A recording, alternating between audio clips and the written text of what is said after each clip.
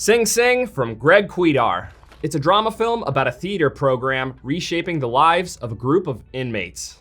This movie is based on a true story where we follow John Whitfield, aka Divine G, played by Coleman Domingo. He's a part of the rehabilitation through the arts program at Sing Sing Correctional Facility, where he helps run a theater troupe. The group consists of several inmates, including their newest member, Clarence Macklin, aka Divine I. He shows reluctance to the theatrics the program calls for and creates a lot of friction in the troupe. But with Divine G's influence, he starts to warm up a little bit, all while the two of them await hearings about the future of their incarceration.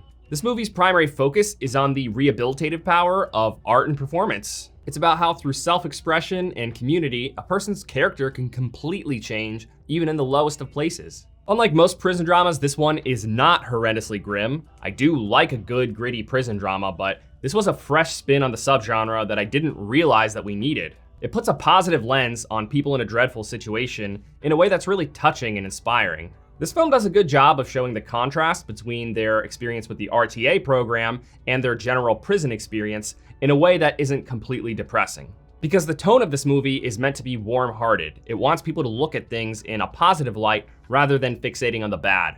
Leaning too hard into just how horrifying life can be as a prisoner might have been darker and more realistic, but the message might not have landed as well. That said, we do still see some of that day-to-day prison life and how some of them are treated in a degrading manner. So seeing them in the theater program is all the more inspiring because we see them flourish into bright and positive performers against all odds. It's the last place on earth you'd expect to see a group of grown men channeling their inner thespians and playing pretend with one another. Considering that this is about prisoners, I was a little bit skeptical about how this premise would come across. I was worried that it would be written and directed with the notion that theater is just totally run-of-the-mill and that it isn't faced with judgment from some people. I can thankfully tell you that the movie has just the right amount of self-awareness. There are some statements addressing some of their performance exercises as goofy, but it still generally takes these characters seriously in a very endearing way. It by no means makes a mockery of what these guys are doing. This movie was shot on 16mm film, giving it a really crisp and classic look, and the cinematography was mostly handheld. This gives us the feeling that we're actually present in the scenes, making them feel more authentic rather than cinematic. It also gives it a sense of intimacy, which, when paired with the many long take scenes in this movie, makes us feel like we're really there to experience everyone's emotions. So the other cast members in this movie that are a part of the theater troupe, they are actual former inmates from Sing Sing Correctional Facility who were a part of the theater program there. Hence why they're being credited as themselves. Knowing that and how it's based on a true story really makes some of their lines hit differently. You can't help but think that there's a good bit of truth to some of the experiences they're speaking to. Clarence Macklin was the big superstar among them. His personal growth throughout the movie is so wonderful to watch. There's arguably something to be said about how well a person is acting when they're actually just playing themselves, but nevertheless, I really loved his performance in this movie. And of course, Coleman Domingo is an amazing lead here. That's not too much of a surprise because he really is just a wonderful actor in general. The only thing that might have been a little bit lacking is that there could have been a little bit more of a focus on Divine G's story. It would have been nice to have a better understanding of how exactly he ended up in prison, since one of the biggest points of anticipation is his clemency hearing. I do think that the viewers who don't like this movie will be the ones focusing on how uneventful it can sometimes feel. But to clarify, this is not like The Taste of Things, where the story is put aside in favor of visual storytelling with its 30-minute long cooking scenes. It still definitely has its story, it's just a little less story-driven than your average prison drama, because that subgenre otherwise is very much narratively driven. So I normally try to avoid seeing or reading anything about a movie prior to seeing it because I don't want my opinions about it to be potentially skewed by what others are saying about it.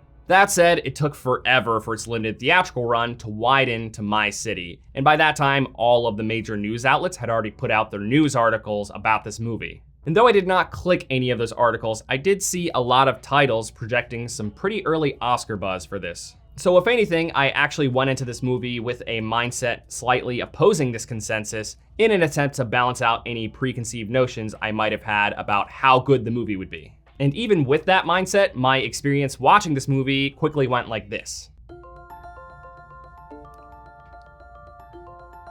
Okay, this movie is already absolutely beautiful. It does live up to the hype, but of course, like any award projection, it's not just about how well it did, it's also about what's standing in its way. So assuming that the competition isn't too stiff by the end of the year, this movie could be up for Best Picture, and we could also see nominations for Coleman Domingo and Clarence Macklin for their performances. And perhaps a nomination for Best Original Score?